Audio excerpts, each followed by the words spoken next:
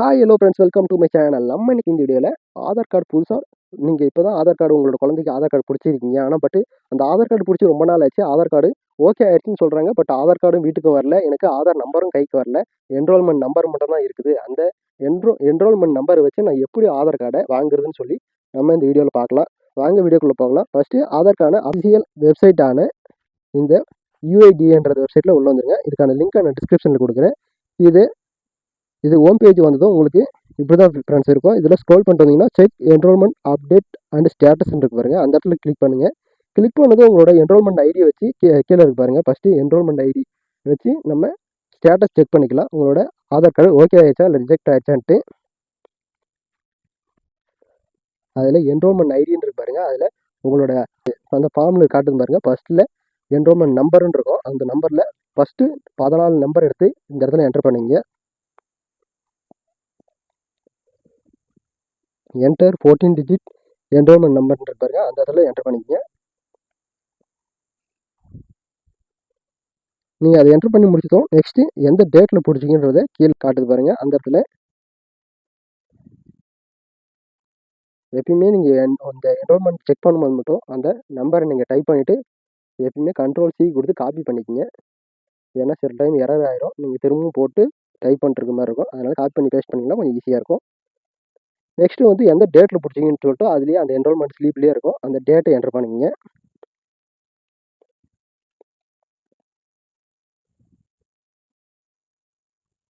Date enter பண்ணுறது மட்டும் இயரும் மந்த்தும் enter பண்ணிவிட்டு அப்படியே பேக் வந்துடுங்க. நெக்ஸ்ட்டு திரும்பவும் காலண்டர் பட்டனே அழுத்தினீங்கன்னா திரும்ப டேட்டு ஷோ ஆகும். டேட்டு செலக்ட் பண்ணிங்க, ஈஸியாக இருக்கும். நெக்ஸ்ட்டு வந்து உங்களோட எந்த டைமில் அந்த ஆதார் கார்டு நீங்கள் அப்டேட் பண்ணீங்க, அதாவது ஆதார் கார்டு பிடிச்சிங்கன்னு சொல்லிட்டு அந்த டைமிங்கும் கேட்குது. அந்த டைம் முதற்கொண்டு உங்கள் ஸ்லிப்லேயே இருக்கும். அக்னாலஜ்மெண்ட் ஸ்லிப்லேயே இருக்கும். அந்த டைம் என்டர் பண்ணிவிட்டு நெக்ஸ்ட்டு கீழே ஷோ ஆகுது பாருங்கள். கேப்சா கோடு இப்போ ரைட் சைடில் அந்த கேப்சா கோடு எடுத்து என்டர் கேப்சான்ற பிளேஸில் நீங்கள் என்டர் பண்ணிவிட்டு சப்மிட் கொடுங்க.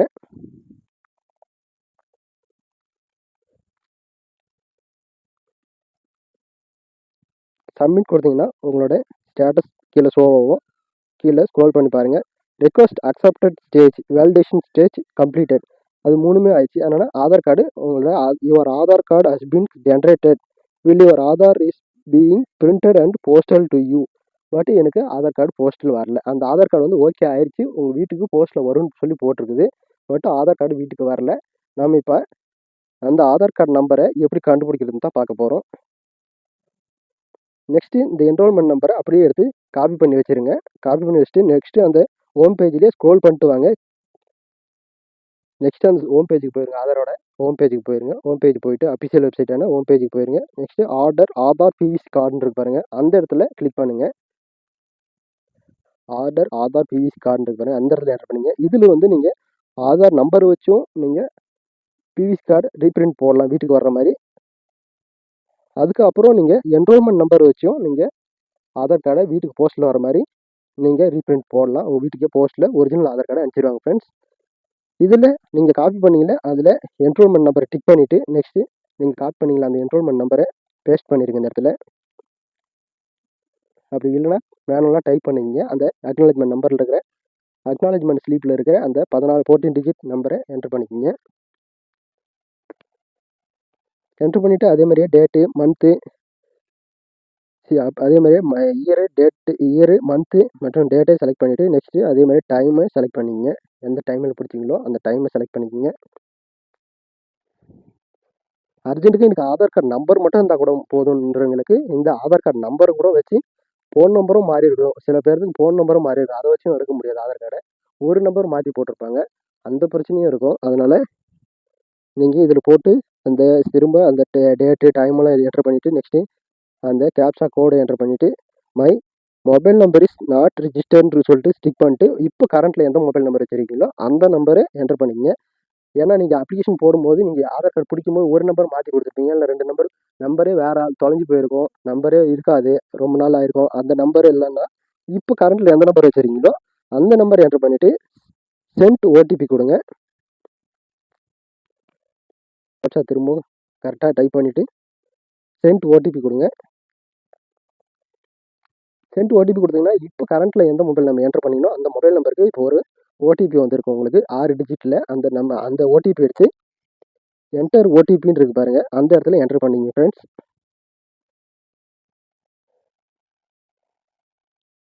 என்டர் பண்ணிவிட்டு நெக்ஸ்ட்டு டெர்ம்ஸ் அண்ட் கண்டிஷனை டிக் பண்ணிக்கங்க. இதில் டீட்டெயில்ஸ்லாம் கொடுத்துருக்க மாதிரி ஐ ஹியர்பை கிவ் மை கன்சர்ன், அந்த டீட்டெயில்ஸ் எல்லாம் நீங்கள் படிச்சுக்கிட்டு நெக்ஸ்ட்டு க்ளோஸ் பட்டனை க்ளோஸ் பண்ணிக்கோங்க. இது வந்து டெக்ளரேஷன் கொடுத்துருக்காங்க, அது கொடுத்துட்டு அதை நீங்கள் தெளிவாக படிச்சுக்கிட்டு க்ளோஸ் கொடுத்துருங்க. இது போஸ்டல் சார்ஜோடு சேர்த்து உங்களுக்கு 50 ரூபா பணம் வாங்குவாங்க. அதனால் 50 ரூபா பணங்கிறதுக்காக அந்த டெக்ளரேஷன் கொடுத்துருக்காங்க. கொடுத்துட்டு நெக்ஸ்ட் கொடுத்துருங்க. நெக்ஸ்ட்டு ஓகே, அந்த திரும்பவும் ஒரு பாப்பப் ஓப்பன் ஆகுது பாருங்கள், அந்த பாப்பப்பை ஓகே கொடுத்துருங்க. ஓகே கொடுத்துட்டு ஹியர் பை கன்ஃபார்ம், அதாவது நம்ம ஓகே பண்ணுறோம், பேமெண்ட் கட்டுறோன்னு சொல்லிட்டு அதே டெக்ளரேஷன் கொடுக்குறோம். எனக்கு பேமெண்ட் கட்டாலும் பரவாயில்ல, எனக்கு ஆதார் கார்டு வேணும்னு சொல்லிட்டு நெக்ஸ்ட்டு மேக் பேமெண்ட் கொடுங்க. மேக் பேமெண்ட் கொடுத்தீங்கன்னா உங்களுக்கு லோட் ஆகிட்டு நெக்ஸ்ட்டு பேமெண்ட் பேஜுக்கு வந்துடும் ஃப்ரெண்ட்ஸ். பேமெண்ட் பேஜ் வந்ததுக்கப்புறம் நீங்கள் நெட் பேங்கிங் இருந்தால் நெட் பேங்கிங்கில் கட்டுங்க, அப்படின்னா டெபிட் கார்டு இருந்தால் டெபிட் கார்டில் கட்டுங்க. அடுத்து யூபிஐ இருந்தால் கூட யூபிஐ மூலிமா கூட இப்போ பேமெண்ட் கட்டுற ஆப்ஷன் விட்டுட்டாங்க. நீங்கள் யூபிஐ வச்சு பேமெண்ட் கட்டிக்கலாம். உங்களோட ஃபோன்பே வச்சுருந்தீங்கன்னா ஃபோன்பே வச்சு யூபிஐ ஐடி மூலிமா பேமெண்ட் கட்டிக்கலாம். அடுத்து யூபிஐ கியூஆர் கோடு மூலிமாவும் பேமெண்ட் கட்டிக்கலாம்.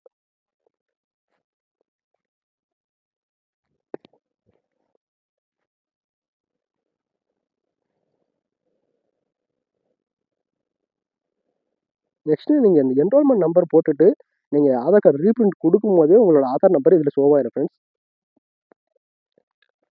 அதுதான் உங்களுக்கு ஈஸியான ட்ரிக்ஸாக இருக்குது பாருங்கள். இப்போது முன்னாடி வந்து நம்ம ஆதார் நம்பரே கண்டுபிடிக்க முடியாமல் அந்த என்ரோல்மெண்ட் நம்பர் மட்டும் தான் நம்ம கையில் இருந்துச்சு. இப்போ ஆதார் கார்டு நம்பர் கண்டுபிடிக்கிறது இது ஒரு சிம்பிளான மெத்தடாக இருக்குது. நீங்கள் என்ரோல்மெண்ட் நம்பர் வச்சு நீங்கள் ரீப்ரிண்ட் அப்ளை பண்ணிங்கன்னா உங்களுக்கு ரீப்ரிண்ட் பண்ணி முடிச்சதுக்கப்புறம் நீங்கள் பேமெண்ட்லாம் கட்டி முடிச்சதுக்கப்புறம் ஒரு அக்னாலஜ்மெண்ட் நம்பர் வரும். அதுக்கு நீங்கள் பேமெண்ட் கட்டினதுக்கான அக்னாலஜ்மெண்ட் நம்பர், அதுலேயே உங்களுக்கான ஆதார் கார்டு நம்பரை, இப்போ நீங்கள் என்ரோல்மெண்ட் நம்பர் வச்சுருக்கீங்களா அதுக்கான ஆதார் கார்டு நம்பர் அதுலேயே ஷோ ஆயிடும் ஃப்ரெண்ட்ஸ், ஆதார் நம்பர்னு சொல்லிட்டு.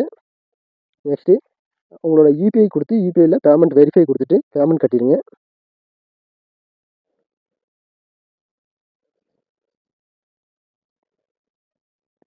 நீங்கள் பேமெண்ட் கட்டியாச்சுன்னா நெக்ஸ்ட்டு உங்களோட ஆதார் நம்பர் ஷோ ஆகுது பாருங்கள். Receipt number, receipt date, SRN number,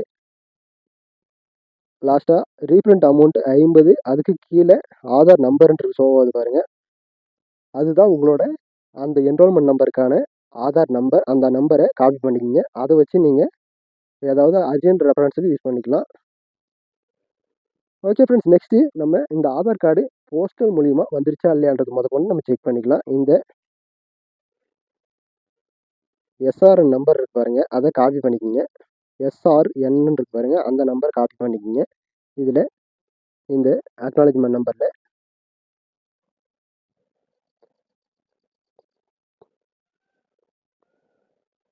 copy பண்ணிவிட்டு